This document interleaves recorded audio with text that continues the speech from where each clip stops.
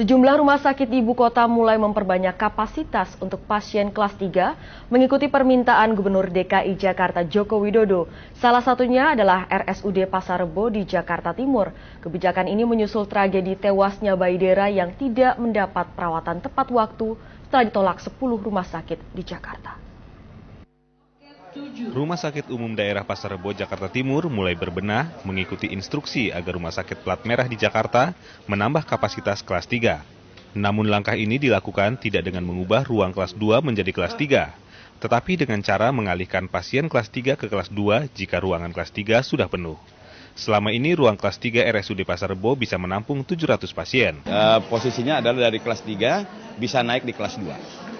Jadi sampai saat ini pun kelas 2 mau mencapai 75% atau 50% tidak masalah. Yang penting bagi Rumah Sakit Pasar Rebo adalah udah komitmen bahwa kita tidak akan menolak pasien KJS. Kini sejumlah pasien pengguna kartu Jakarta Sehat di rumah sakit ini sudah mulai bisa menempati ruang kelas 2. Kebijakan ini dikeluarkan Gubernur DKI Jakarta Joko Widodo dipicu kasus meninggalnya bayi Dera karena terlambat mendapat perawatan setelah ditolak 10 rumah sakit di Jakarta dengan alasan kamar sudah penuh.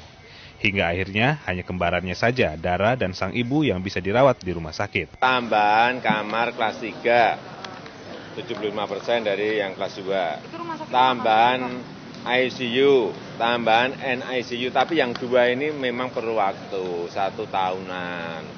Yang NICU sama ICU ya Pak, 1 tahun.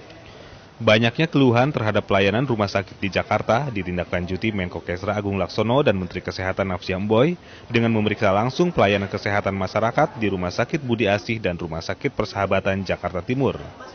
Sesuai dengan peraturan, izin operasional rumah sakit bisa dicabut jika terbukti menelantarkan pasien. Christina Helen, Agus Kusno, dan Muhammad Nur melaporkan dari Jakarta.